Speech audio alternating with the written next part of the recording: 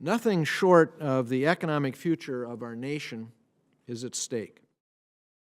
The debt explosion in our country has already begun. The chairman referenced it, as did Senator Voinovich, as did Senator Collins.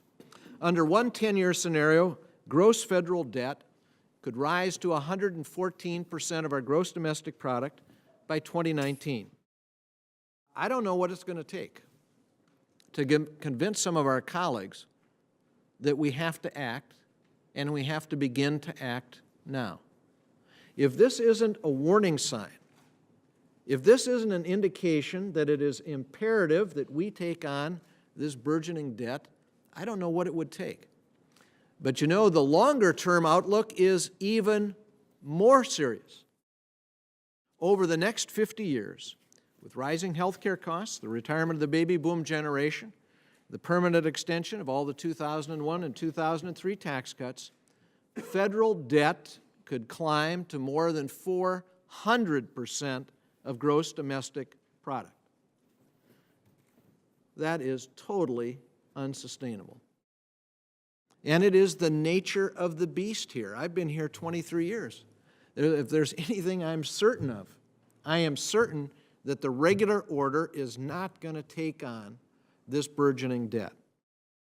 We believe that our task force proposal will work because it's based on several key principles. First, it's based on the principle of accountability.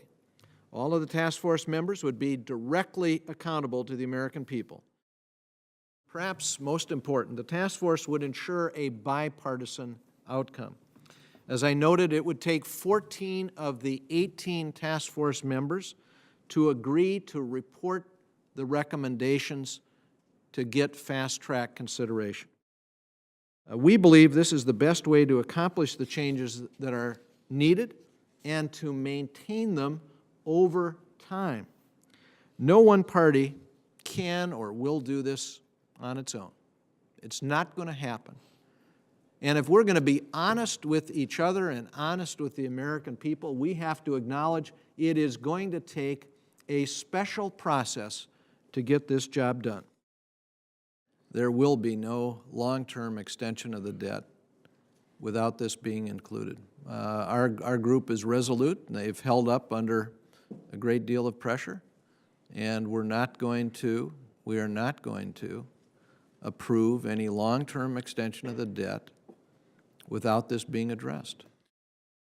For the next decade or two, on some reasonable sets of assumptions, our borrowing cushion shrinks significantly, threatening to test our capacity to raise funds to finance unprecedented deficits. The recommendation of Senators Conrad and Gregg for a bipartisan fiscal task force is an excellent idea.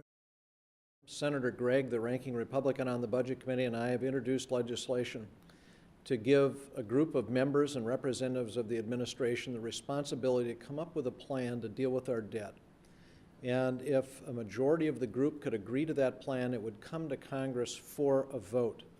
We just got the 35th co-sponsor in the United States Senate today. We're delighted by that. There was a hearing before the Homeland Security Committee. The chairman and the ranking Republican both endorsed our proposal. Senator McCain has signed on. Alan Greenspan, the former chairman of the Federal Reserve, endorsed it. The former head of the General Accounting Office endorsed it today. So I believe there is strong and growing momentum behind this fiscal task force to take on our burgeoning debt.